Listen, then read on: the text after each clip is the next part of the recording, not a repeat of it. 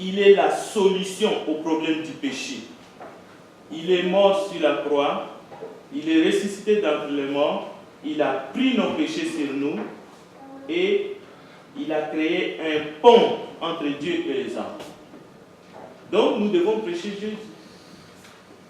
Nous devons dire aux gens, ne baissez pas les bras, c'est encore possible. Il y a un seul Dieu, un seul médiateur entre Dieu et l'humanité, l'homme Jésus. Timothée 2,5. Je ne sais pas, quelqu'un a un commentaire? J'ai encore 7 minutes. Je veux m'arrêter là. Le problème, oui. Frère Frédéric, est que les personnes sont toujours des doutes. Oui, les doutes seront toujours là. C'est pour ça qu'on a vu, il y a 4 personnes. On sait déjà. Jésus te dit, en fait, l'étude d'aujourd'hui, c'est pour que tu sois conscient, ne te tracasse pas. Si tu parles à 4 personnes, il n'y a qu'une chance sur 4. Donc, le problème n'est même pas de se poser la question sur les gens. Il faut s'aimer beaucoup. Il faut planter. Mettez le grain dans la terre. C'est tout. Tu sais déjà, Jésus te dit, 75%, ça va se perdre. Il le dit lui-même. Nous, on ne va plus passer le temps, oh, les hommes, vous savez, les doutes. Non, non, non, non, non. Jésus dit seulement, écoutez, je vous dis la vérité, les hommes sont devenus durs dans leur cœur. Ils veulent rien savoir. 75% va se perdre de la sémence. Une fois sur 4, ça va atteindre. Alors, les hommes vont continuer à fermer leur cœur. Ne soyez pas étonnés. Ne soyez pas étonnés pour ça. C'est Jésus-Christ qui parle. D'autres commentaires, d'autres questions, s'il vous plaît? Oui, la semence, c'est la parole de Dieu. Amen. Et puis d'autant plus, et ceux qui ont reçu la parole, qui la gardent normalement, ça c'est un bon chrétien qui reçoivent la parole, qui la gardent normalement. Oui. Et ceux qui reçoivent et qui ne la gardent pas, normalement, effectuent. Oui, ce que vous dites, il y en a qui vont recevoir. D'ailleurs, je voulais compléter les commentaires que vous faites par quelque chose que j'ai écrit pour conclure.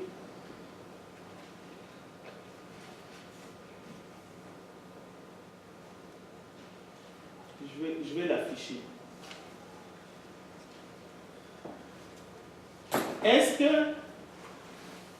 tu crois que Jésus-Christ est Seigneur? Nous croyons que Jésus est Seigneur? Oui. Amen. Voici ce que Jésus dit. Pourquoi m'appelez-vous Seigneur, Seigneur, et ne faites-vous pas ce que j'ai dit? Donc, c'est lui qui dit que Jésus est Seigneur, c'est lui qui attend la parole de Dieu et qui déclare, qui confesse que Jésus-Christ est Seigneur. Il faut qu'il obéisse à ce que Jésus dit. Sinon, c'est perdu. C'est perdu. Même si vous dites que vous êtes chrétien, c'est quoi votre chrétienté? Si Jésus n'est pas Seigneur de votre vie, si vous ne faites pas ce qu'il a dit, c'est quoi? C'est rien. Voilà. Donc ça revient à ce que c'est un autre. Un fils honore son père. Ça, c'est un prophète qui est un serviteur son maître. Si je suis père, où est l'honneur qui me dit? Encore 4 minutes. Si vous avez un commentaire, vous voulez intervenir, faites-le. Notre 10 minutes est là encore. Donc, ne vous étonnez pas, ne vous plaignez pas. Jésus a dit 75%, ça va se faire. Et lui, il va venir régler les problèmes. Il vient, il va régler les problèmes. Il a déjà réglé le problème de la mort. J'aime les cantiques qui dit ouvrez-vous les portes du corps. J'ai envie de les chanter. Mais quand il va venir, il va régler le problème de tout le monde.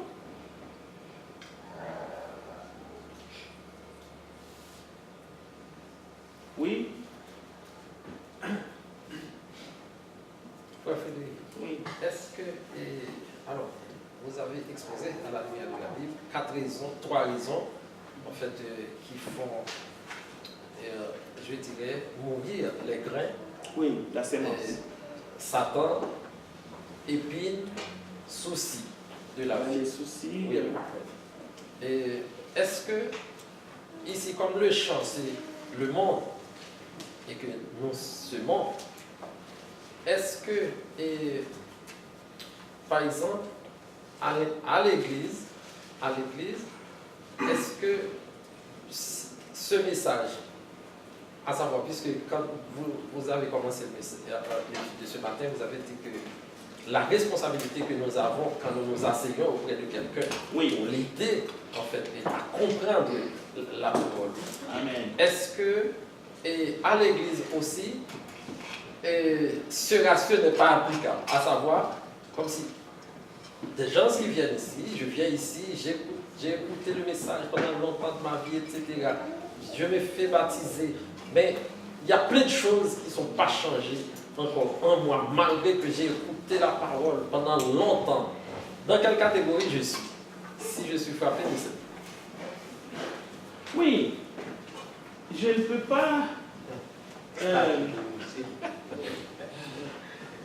c'est une bonne question. Je ne peux pas... Il y a des gens qui sont ici en sédier, parce que je ne veux pas appeler sédier l'église, vous me comprenez très bien. Ils sont ici, mais ils affirment même que Jésus est leur Seigneur. Il est théoriquement, ils disent que Jésus est leur Seigneur. Mais Jésus lui-même lui pose la question. Pourquoi m'appelez-vous Seigneur? Seigneur, ne faites-vous pas ce que je vous dis. Jésus, lorsqu'il disait ça, il disait à ceux-là qu'il appelle Seigneur. Donc, c'est ça vraiment, c'est là où il y a le problème.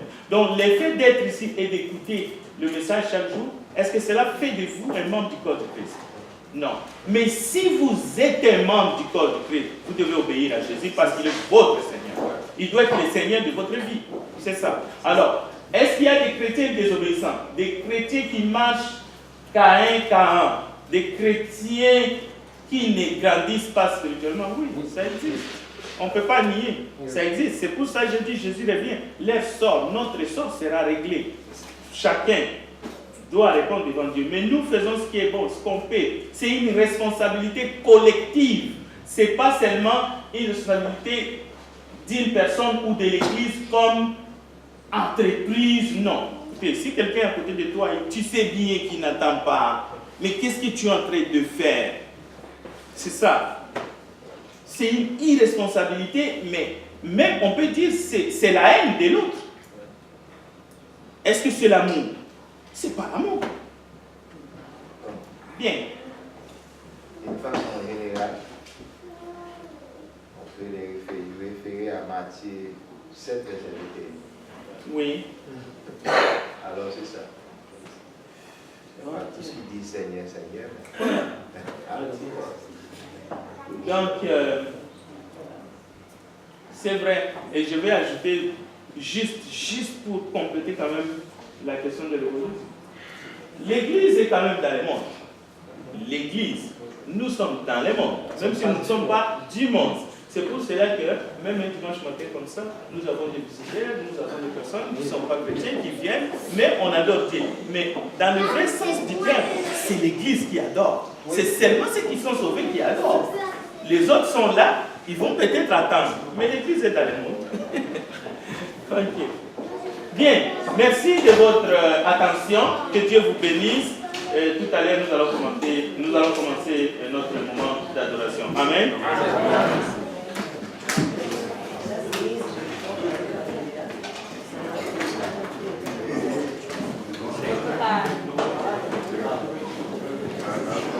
Amin.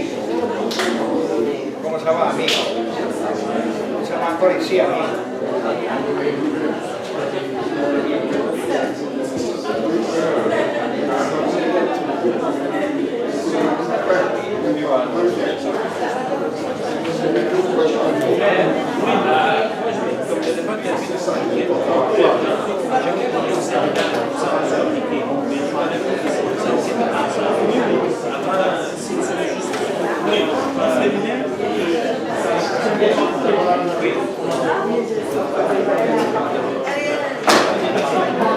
C'est pas moi. Ça, c'est d'accord.